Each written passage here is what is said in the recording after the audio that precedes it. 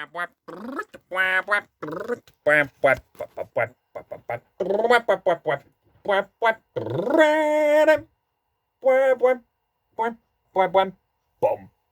probably should have worn this tartan shirt, because I recently just saw Onward. It's a pretty good movie. I do not endorse necromancy at all. And I think Kyler would jokingly agree with me. But that's no, it's not besides the point. No, straight to the point. What is the point? Lamp! Ah yes, Pixar. Recently watched Onward. And before that, of course, I took the time to watch Pixar's new release, Soul. The reason I decided to watch Onward was because I wanted to be somewhat fair for this list. Because with everyone talking about Pete Docter's recent hit, Soul, I decided to reflect on all the efforts that Pixar has made into their movies. And I've decided to make a top 10 Pixar list.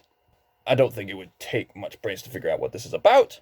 So a few ground rules. 1, I don't necessarily saying the best Pixar movies of all time. This is pretty much just my opinion. But even still, I took a few minutes to think long and hard and I took some time to think critically about what made these movies so good. And I was especially thinking about which Pixar movie had the biggest impact on me. For this reason, I think the majority of potential Pixar fans watching this video will agree with the majority of the films in their respective placements. And I usually have this particular rule where if films are similar in some way or another, I can put them on a similar spot on the list, but with this list, I don't see that as the case, with one exception. But we'll get to it when the time comes. So let's get started. Number 10. Brave. People outside of Scotland are going to go, oh, of course the Scottish man would go for Brave. He needs to be consumed by the American culture, I tell you. He's being biased and patriotic. Is that even a word? Although, in all seriousness, some of you may be surprised that this movie even got onto this list. In some aspects, I'm surprised it got on here as well. Because Brave is not the strongest Pixar movie, hence the reason why it's so low on the list. You see, this film had a major problem alongside Man of Steel, Disney's Maleficent live-action movie, and the first Despicable Me movie. What did these movies have in common? The trailer was much better than the actual movie. The advertising for Brave, well, most of it at least, was somewhat deceptive. It was making itself to look like one thing, but then it turned out to be another. If it advertised itself like a sort of, the mother-daughter story that it is, I don't think people wouldn't have minded seeing it. But because they were being vague and they were being mysterious, edgy, gritty Scottish legend kind of advert, people thought, oh man, this looks, ooh, spooky. Who's this ginger lassie? Oh, Brave. Oh, sign me up. And because the film was something entirely different, well, for the majority of the movie, it was no surprise that Brave was a disappointment. But obviously, because it made it onto this list, that doesn't necessarily make it a terrible movie. Because let me tell you firsthand, as a Scotsman, the Pixar team nailed the Scottish culture. Obviously, some bits are hammed up a bit for some comedic effect, but they nailed it. Like, the Highland Games, the culture, the clans, even mentions of different locations. Like, the witch mentions Stornoway, that's a real place. I've been there almost every summer. There's mentions of Dingwall, that's a real place not too far off from Inverness. They get inspiration from real-life Scottish monuments, namely the Calnish Stones, which are in the Western Isles. And I know they got it right because, again, I've been there almost every summer. It's pretty spooky, pretty mysterious. And they have a fascinating dive into Scottish Celtic myth lore with the Will-o'-the-Wisps. Probably excessive on cakes and bears. And to friends from America watching this, don't let Scrooge McDuck's description of smelling like old socks fool you. Haggis is delicious. And there were various scenes I found quite funny. And I've noticed people generally have more nitpicks towards the first half, but when the second half comes around, I think that's where the story really starts to kick in. The stakes are raised, and there's more drama. On the other hand, I have heard some people say they actually really liked the first half, but the whole bear edition kind of ruined it. But fans have had a general mixed reaction. But as the film is, I think it holds a great message about not giving into your pride and being thankful for your family. All assisted with an all-star Scottish cast, with some Americans doing Scottish accents, as well as some excellent songs from the talented Julie Fowlis and Mumford & Sons.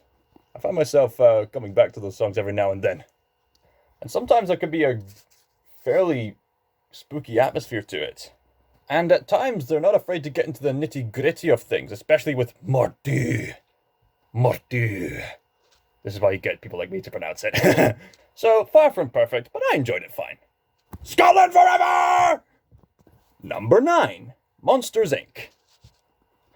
This is probably my childhood talking here. I watched this movie a lot in my younger years.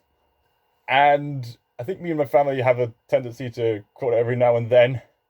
I'm watching you, Wazowski. Always watching. Well, childhood aside, this is a really creative scenario.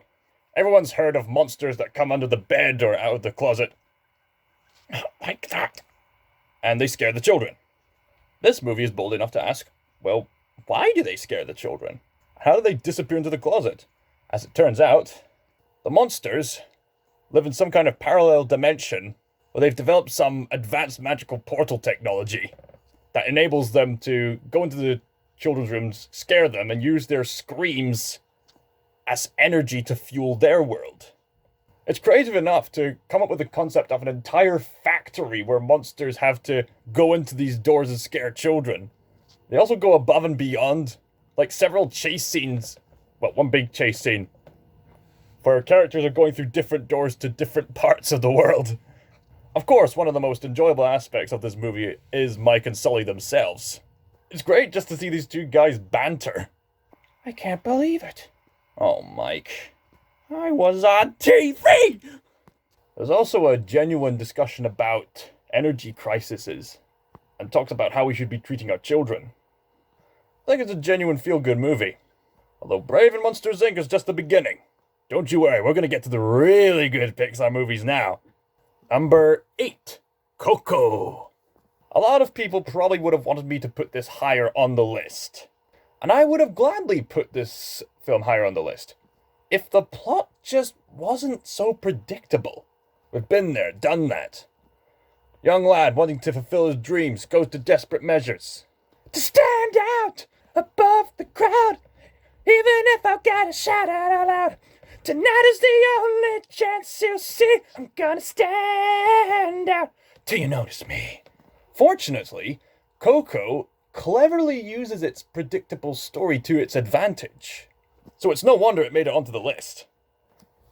The story of Coco, it cleverly integrates the Mexican purgatory associated with Day of the Dead, Dia de los Muertos, and uses its context to discuss a film about remembering our family and our loved ones, and how precious holding on to their memories are. Oh, they'll live forever. It's just that a part of them will disappear if we forget about them. Although, spoilers, this can go both ways, with people remembering somebody because they hate them, but also, this movie made me cry!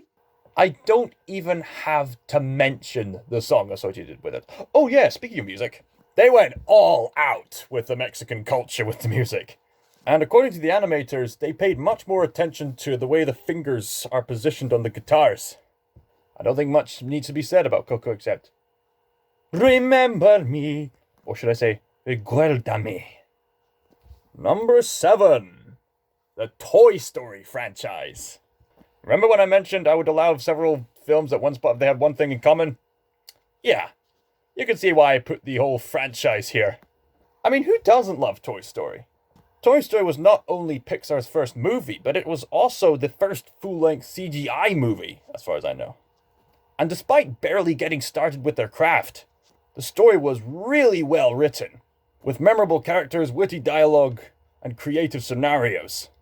And the overall movie was so spectacular that almost every single movie ever since has tried to duplicate Toy Story. And not just from Pixar, mind you. And Pixar struck gold again with Toy Story 2, where the themes of friendship continued on. Only this time, the toys had to confront some new harsh realities. A reoccurring film in later movies. And they also added in new characters who benefited the plot. More than a decade later, Toy Story 3 made it onto the cinemas and people were ecstatic, and rightfully so. This was the finale that people never knew they wanted until it arrived. Toy Story 3 not only saw an advancement in graphics, but also a truly profound, personal story about growing up and how others are learning to move on, and the difficulties that come from growing up. Saying goodbye to your childhood. I still keep my toys around for a reason. And not just the ending, but the entire movie in general was fairly heartbreaking. Yet it was a wonderful way to wrap up the trilogy. Well, that wasn't until years later, as of recording this fairly recently, Pixar released Toy Story 4. And yeah, I was amongst the crowd that thought, why are you making a sequel to Toy Story 3? The story's already complete. And yet Toy Story 4 was very clever enough to say, yes, we are complete. But what do you do once you are complete? Oh! They did that! They're talking about an existential crisis in a movie for young and old people? Now, to be fair, Toy Story 4 still isn't perfect. In fact, I've seen a lot of people say that it ruins Woody's character. In fact, the whole movie should have been called Woody the Cowboy and it would have made more sense. But I think Toy Story 4 is best looked at as a cherry on top. Something that you don't have to see to get the full Toy Story experience, but it's there, if you want to see it. Besides, we got a Forky out of it. The franchise has had its ups and downs, but definitely more ups than downs, which is why it's got a worthy spot on this list. Number 6, Ratatouille. I'm gonna be honest, I was thinking really hard about where to place this movie and the next movie. Having a tricky time placing these Pixar films on the appropriate part of the list because they're just so good. Might I even say taste good? Nom, nom, nom, nom, nom, nom, nom. If there's a film that I could watch that could really get me into the mood of cooking, this would be on the top bit of the list. Because this movie romanticizes the art of cooking in the right possible ways. Not only is it a funny buddy movie, but it's also surprisingly thought-provoking at times. Especially with the ending. The ending is spectacular, especially with Anton Ego, the food critic's speech. It's elements like that speech and other nuances in the film that I really appreciate more as an adult than I did as a child. And with Brad Bird at the helm, he knows how to get you to pay attention to certain visuals. This movie can be pretty funny at times too. I killed a man with this thumb. Bon appetit. I love these Pixar movies. I could just dive right into any one of them. Dive. Somewhere. Beyond the sea. Yeah, that was a terrible Watcher pun. Finding Nemo, number 5. This is a brilliant tale about finding courage, and a personal story about family. All these characters go through an immense journey of ups and downs, not to mention fairly heartbreaking at times. Thomas Newman's score really does set the mood of being in the ocean. He's always good at making dreamy scores. I can always remember the opening theme, and the theme where we transition from the tank to the whale. The music's kind of haunting at times. And we get some brilliant character growth from all sorts of brilliantly quirky characters. Who doesn't remember the forgetful Dory, or Bruce the Shark, or Crust the Turtle, dude? Or the seagulls. Boing, boing, boing, boing! Don't think there's much else to say, but just keep swimming, just keep swimming. Number 4.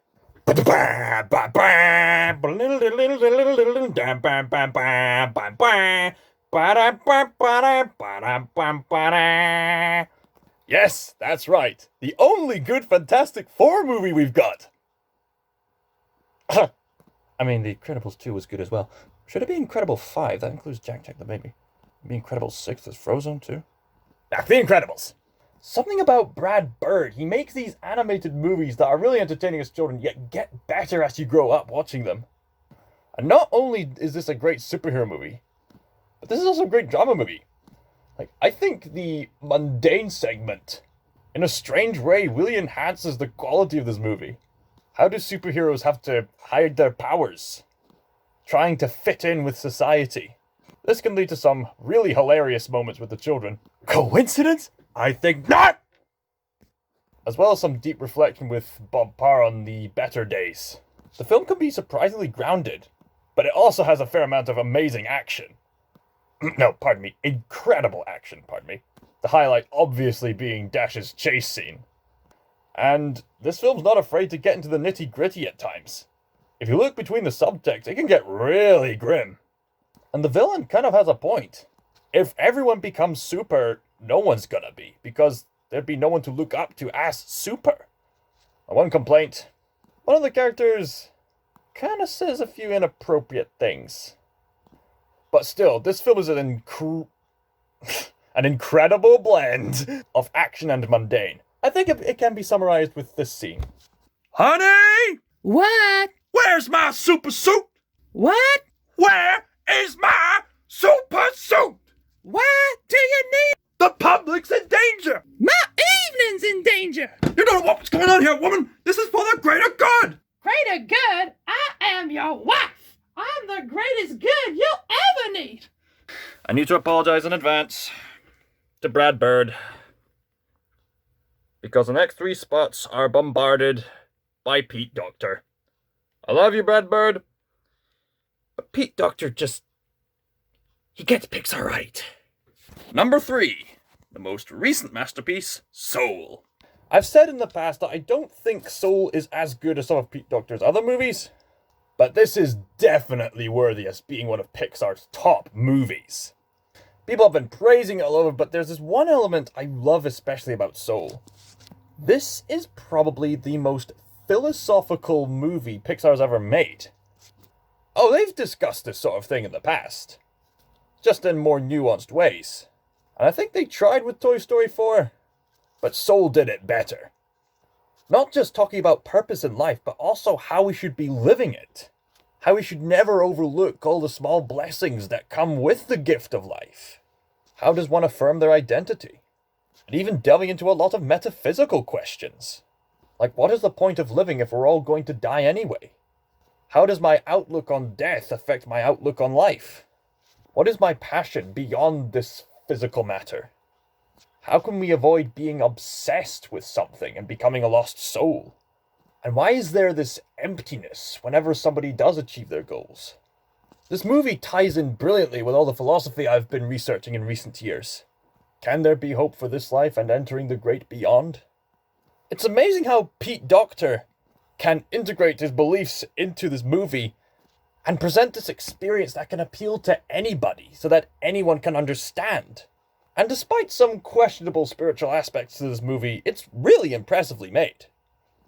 Maybe I'm gonna grow to love this movie over time. All I know is that I want to see more films like this. Keep up the good work, Pete Docter. Number 2, Up. What